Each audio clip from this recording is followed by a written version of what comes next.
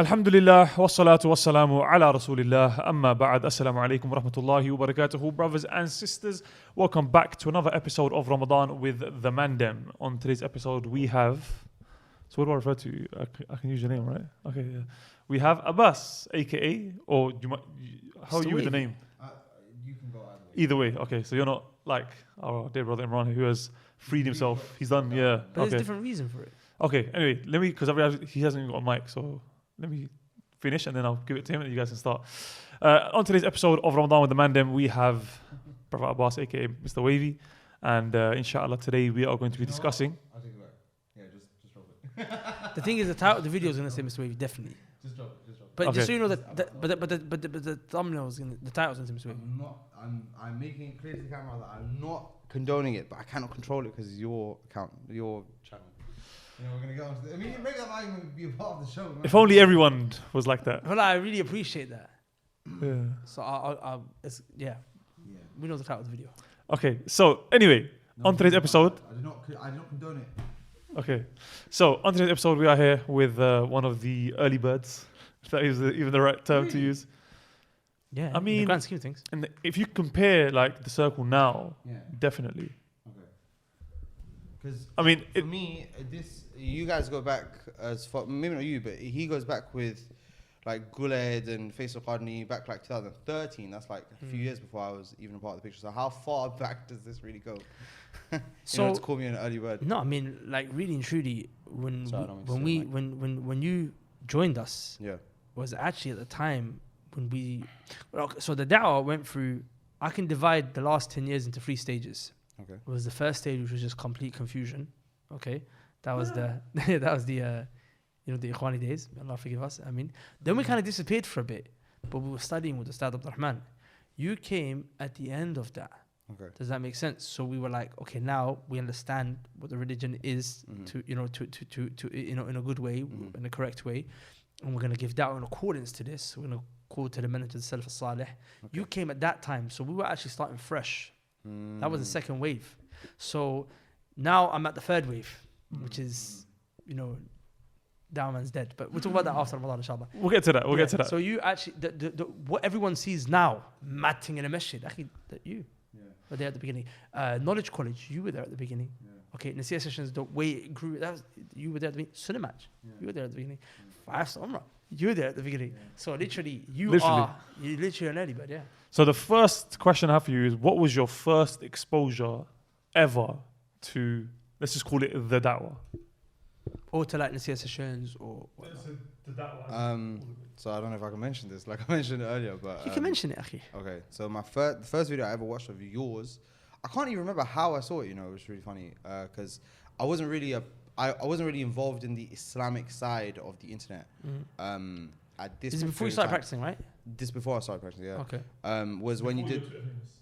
That's not even part of the story. We can't even talk about that. It's more like infamous. But was when you did the video, the Lawrence Krauss reaction. Was the reaction? No. It's when you chased man down the street. Yeah. So I actually watched the whole debate. I watched the whole Hamza Tawz's, and it was. I'm not gonna lie, I liked it. It was a good debate. And then I saw your video post after Professor Krauss. What did you think of that? I'm not gonna lie, I was a kid. I thought it was gangster. I was like, yo, this guy got run up on. It's great. Like, what these academics? What they think they're bad on the street? Yeah. Yeah.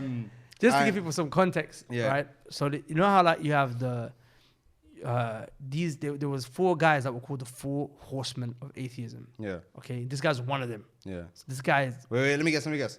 Is that Lawrence Krauss, Sam Harris, Richard Dawkins, and the dead guy? What's his name? He's dead. He's dead now. No. Chris, the one who wrote that book, God is not. I can't remember his name. Christopher Hitchens. Christopher Hitchens, that's it. Yeah. And also Daniel Bennett.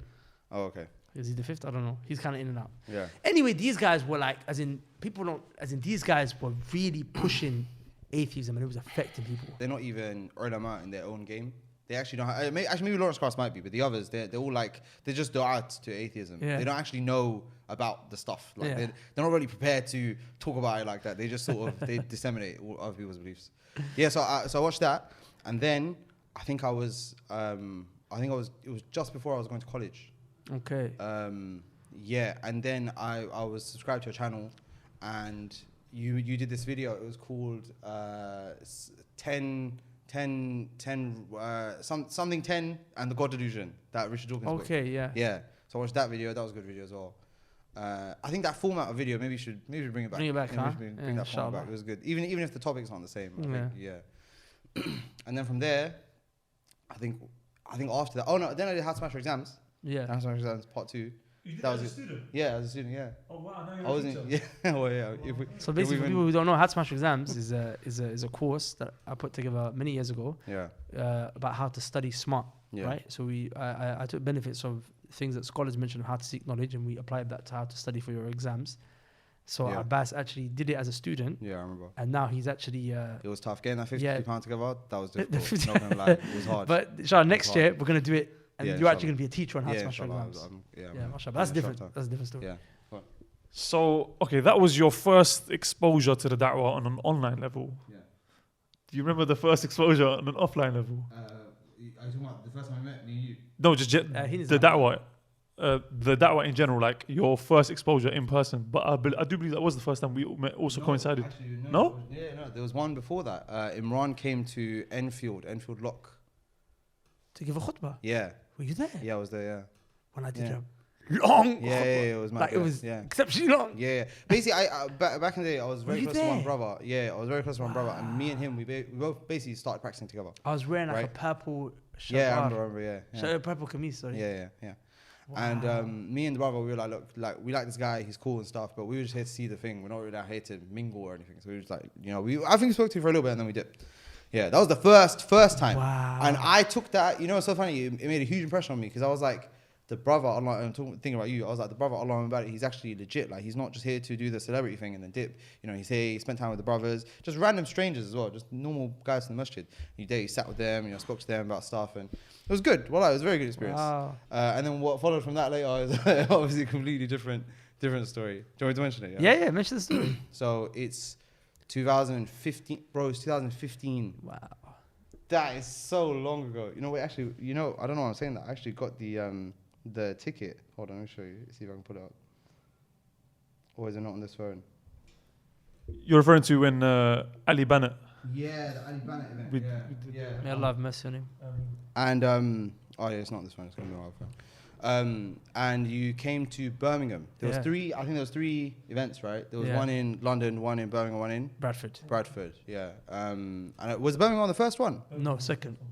I was the first one. Yeah, it was the first one. So you guys came there, and I have some ties in Birmingham. Not going to get into why. Which you need to. We need to see you more in London. Yeah, and I was there with the same brother, by the way. And we saw you, and it was nice, link up. I actually spoke to Guled. It's so funny. I spoke to Guled. He was the first guy from the crew who I really properly spoke to. And did you recognize him from Yeah. I knew it was the whole thing. Yeah. And then I spoke to your brother, and then I chatted to Abu Bakr, and then I chatted to you, and then it was nice. It was a nice little link up. But the truth of the matter is, a little bit. Yeah, a little bit. Yeah. Okay. And once that was over, the night, came to pass. And it's funny. I think I might have told this story before, but I'm just gonna tell it again. Anyway. Go on. Is in the evening, Abu Bakr. It's so funny. I followed Abu Bakr on Snapchat, and it was so weird. No, not that day. It was like a few weeks before, because you took a video of him, and you were there like, guys, this is my brother, Abu Bakr. He's new to the team. I don't do that for anyone anymore. Abu Bakr was there like, bro. Abu Bakr was there like, listen, I don't want to, be on camera. Trying to be humble. Yeah. And I was like, this guy seems cool as well. Why don't I just follow him as well, right? This guy had been doing videos with Jadiana. You're on the video. So this guy had been doing videos with Jadiana, like literally holding boxes in my hand like this and spraying water in my mouth, acting as if a shaitan urinating. Like, bro, let's move on. We used to do the RKO during the salah. Let's move on. The rabbit hole goes deep. It's very deep. But let's move on. So then he puts Abu Bakr puts a video on his snap saying, "Salaam alaikum, brothers. If there's anyone who's in Birmingham and can drive me and a few brothers to London, I would really appreciate it. We can cover your fuel costs. We just need someone to take us. Because these all got stranded. Yeah, no, but we're not going to mention how. But they just got you know, left. you really don't want to talk about like how, three of them. So three just brothers. got so left. Abu Bakr, someone looked at them and thought, these guys are not. These guys are not priority. Yeah, no, listen. Very unimportant people. The saddest thing is, because that car, obviously we came in a car and that car went back. Yeah. Luggage took our spaces. There's three of us. We got literally we got left on the pavement, and the car just drove off. And we're looking at each other like, so what on earth are we doing? You know, it's and so these funny. are the ones I asked by the way, Abu they're Bakr. running the event. Yeah, I asked Abu Bakr important. after, how did that happen? And he goes, bro, I asked, and it was just like, there's nothing we could do. And they just drove off. And we paid for that car. We actually paid for that car to be hired out. There's a brother that volunteered, right? The brother that volunteered to drive it, we paid for it. So he's a volunteer driver. He's miskeen. He was a miskin guy. He's like, bro, I'm sorry, I'm just driving. Yeah, he's like, I'm just the driver. Next thing you know, there's just someone just dashed a bit of luggage in. And yeah, so we were just trying to figure out, should we spend the night in Birmingham? We didn't really fancy that. No offense to any people from Birmingham. Should we catch a cab back? Should we wait till the next train? And the next train I think would have been like 5 a.m. in the morning. Yeah. Like, what do we do? And this is like 10 p.m. And this is like 10, 11 p.m. No, it was later than 10 p.m. It was way later. I remember bro, there were people scrapping on the road. Some madness kicked off. There was someone almost got shanked or something. Not shanked, but he got beaten up. So we went, we helped him, and then the guy came back, and then the guy said, asked us for help. They started asking us to buy him cigarettes. We were like, no, listen, we'll help you. I'll buy you water. I'm not buying you cigarettes. And he started having to go at us. And we're like, bro, we just stopped you from getting me. Anyway, long story.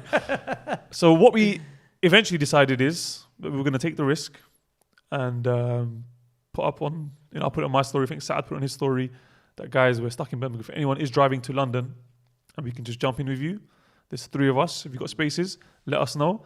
And we'll be happy to He's actually got to take it. Ticket. Allah, very. What was the actual date? December 2000. I'll show the camera. They can see he's actually got the ticket. December 2000. You guys are going on Eventbrite back then, yeah? Right. Yeah. December 2015. And yes, I'll put it on the story. I said, look, if anyone's there who can take us. And he replied. The funniest thing is, Saad would never condone that now. Randomly just... Yeah. So it was these three brothers, yeah? It was these three brothers, Abu Bakr, Sa'ad and Fathullah, right? And the brother I was with, Allah, I have to give him more credit, Allah, because a lot of these motives would not have happened if it wasn't for I'm sure he wouldn't prefer to be named, but whatever. So he had a car, and there was only two of us in the car, and we were actually planning to go back to London either that night or the night after. And there's 3 spaces obviously in the back, so we were like, Qadarullah, it seems like this is gonna work out, right? Wow. So we drove by, picked these men up, and Can I just give you a little on that? So he messaged saying, yeah, like, we're going, and his name was Abbas, right? So I looked at these men, and he's like, yeah, come, I'll be there in this many time. We're going back to London anyway. We'll catch you. And these times, I think, if I'm not mistaken, had the Mawlid debate happened? No, it hadn't. It had. 2015. December 2015. No, the Mawlid was the next month. It was the next month. It was the next month. But I don't know why, for some reason, I thought it was a Shia setup. No, really? But I don't remember why. Oh, because we were releasing, remember, we done the reality of the Shia Reality series. of the Shia series, that's it. Yes. And then at my uni, I remember... His name's Abbas. Yes, Abbas. that wasn't on the, my surname wasn't on there. Oh, yeah, surname was on there. But I just seen Abbas, and I remember at my uni, I went to an event, and there was a Shia event, and I wore the hoodie that said Abu Bakr as-Siddiq on the back. So I thought, these men are out for me now. So I remember I said to these guys, I said, look, we came up with a plan. Wallahi, we said, look, I said, I'm going to sit behind the driver. You sit in the middle, you sit there. If anyhow he tries doing anything dodgy, I'm just going to reach behind him, grab his neck in a headlock, and I'm just going to squeeze. And you guys just hold on, because the car's probably going to have to get taken off the road and this, that, whatnot. So we're talking about all these mad scenarios, yeah? And these guys pulled up. I don't know what they were thinking was going to happen. Literally, we were planning for the worst, thinking, bro, like, think about it. Random strangers we've never met before in Birmingham. And Birmingham, we're just thinking, right, this is Birmingham. Like, we just literally dealt with a mad situation. And now we're hopping into a car with random strangers. Anything can happen. So we've hopped into so then these guys have pulled up. And I've just seen 2 guys. I've seen him in the passenger seat, the driver, and then the Golf R. As soon as I saw the Golf R, any common sense. For me, these guys are calm. Trust me, these guys are calm. You know, I was into my cars back then. I saw these guys put them in the Gopher. I was like, yeah, look, bro, Shia or not, these men are calm. I'm jumping into the car. I don't know about you, man. Because I was kind of like, are we jumping in or not? Because we kind of the plan, like, we're going to see how they look. Then we're going to decide, have a little, shoulder. Are we going to jump in? Are we not? As soon as the car pulled up, I was like, you, man, I'm jumping in. I don't know about you, man. I'm getting in this car. Yeah. That is funny. Yeah, it was a good move. And, but just to clarify, right now, if you did see some innovators that had a nice car, you wouldn't jump in, right? Because you said Shia or not, you had to go far. No, I think what he meant is he doesn't want to wait to find out. No, I know. I'm just clarifying. Yeah. Like, I don't want anyone to I'm think sure that if he he would sell actually, out if it was certain that they were Shia, then I'm sure. That's what I'm saying. I mean, if I call it Uber and the guy's a Shia, I'm going to jump in his car. That's not the point. I don't want anyone to think that you would sell out the religion for a nice car. That's not what he said. Of course I wouldn't. I guess my mind works differently than to you guys. We spent basically like 2.5 hours talking to these three brothers. We stopped over at 2 service stations. You know, it was. You know what? It was actually emotive. It wasn't even. Bro, like these lot came It wasn't back. a drive. Let me tell. Let me. Wait, I'll tell you. Go. We'll reach there. So, and we dropped your brother to. I think we dropped. I think it was all three of you, innit? Or was it just Sad? So we dropped Sad to your dad's house in Witten. It was in Witten, the Yeah. Percy Road one. What? And you please that if you want.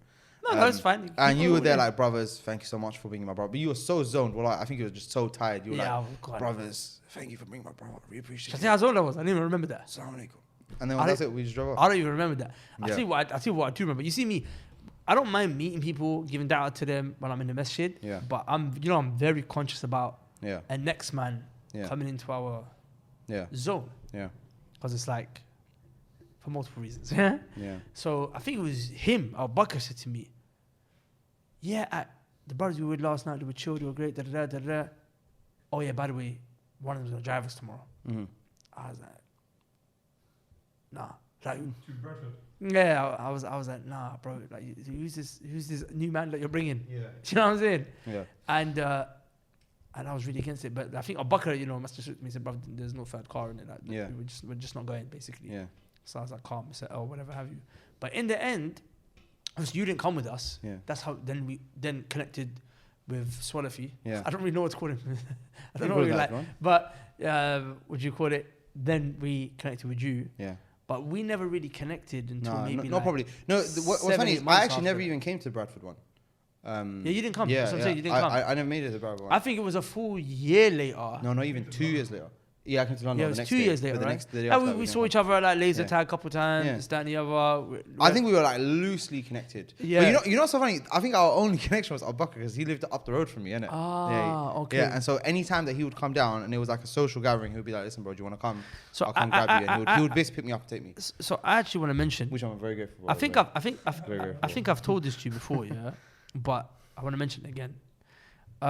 So like I said, so that's when Abbas came into the picture, but not personally into my life. As in, we knew each other, like I said, but not really where we connected. When we connected was, like I said, maybe about a year and a half after that, I was in a very dark place in my life. Not that I was going through depression or anything. That's something that alhamdulillah has always saved me from. But I was like, I know we just done a lot of refutations. You know what I'm saying? And people obviously didn't really like them. So it was like a year and a half of people just not really liking us very much. Does that make sense? And alhamdulillah, I got pretty thick skin. You know what I'm saying? But some of that stuff was hard to take, as in you've got people that are trying to destroy your life. Yeah. Just because you are trying to let someone know, okay, this is wrong and this is right. They're actually trying to destroy your personal life.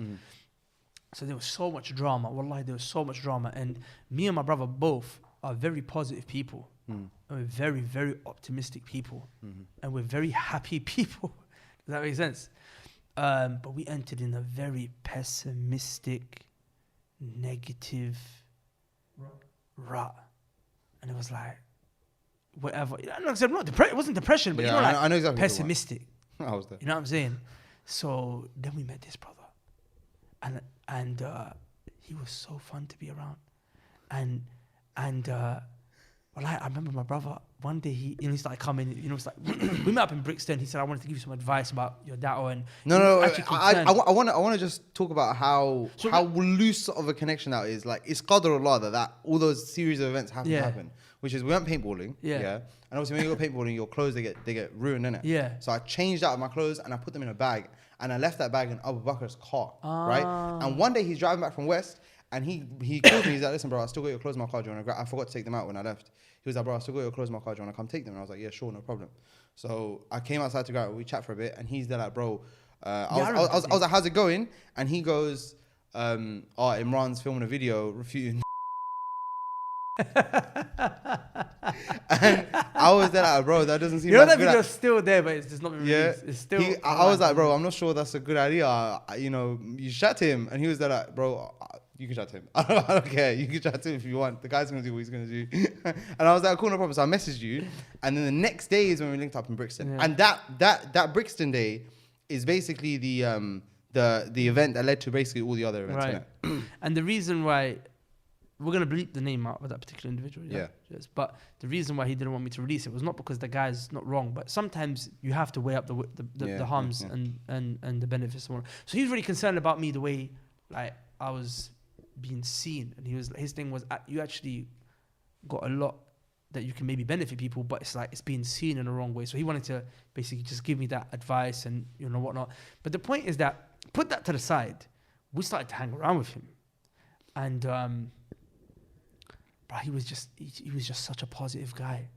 Like literally, as in I've been for the last year and a half. I spent time around people where every time we want to do something, it's like, oh, it's never gonna work. And plus, you're a very negative person as well. You're very not negative, sorry, not negative, pessimistic. But you're not so much now. Back then, you were big time. Everything we'd want to do, you'd be like, no, we don't have the money. No, can't afford it. This brother now. This guy, there'll be times where we've got like £5 in the account. He's like, we're going to Dubai next week. I'll be there like, okay, no, we're not.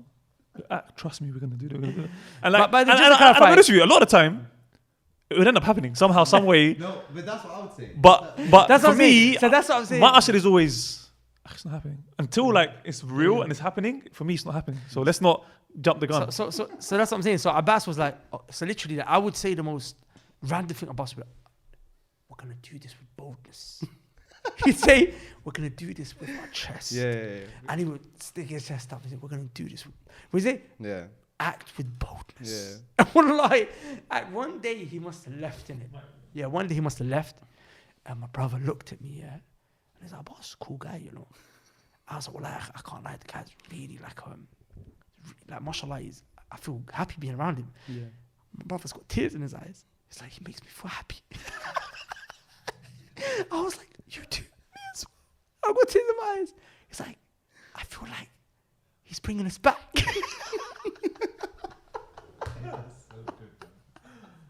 But I can't lie, the sad thing about that, and I actually want to apologize to you, Akhi, on camera. And I want to do it off camera as well, but it's here. In that process, you know how they say, hurt people. I sucked the energy out of him.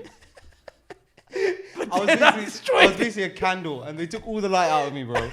And in the end, it's like it affected him, and that shows you what what's so funny? He was an observer, so you probably remember. You probably remember the decline, the descent. No. For me, I didn't see it. I wasn't there. Oh, yeah. So here's the interesting thing. So when I went, so obviously I was working with you guys all the time, full time. Then I had to go because I was working. I got a job as a train driver, so I was doing some training. And the training was about 4 to 5 months. So I was like gone. So while I was gone, so when I left, it was kind of like, okay, I've got these friends, and then I've got these friends as well. So you, Swalafi, and then obviously I've got other groups of friends. And when I came back, it was like together. Yeah, but in my mind, that connection was never made. So in my mind, it was always like, okay, I've got these friends, and then I've got these friends. But now these friends are together now. But in that mental connection was never there. Does that make sense? But anyway, the point I wanted to make was, Abbas, I'm sorry. It's okay. Abbas actually been, a great friend, man. That time I realized that I had, and this obviously before Taha joined us, but I realized that I have 3 real friends, wallahi. Apart from my brother. And it's you, Abak and Guled.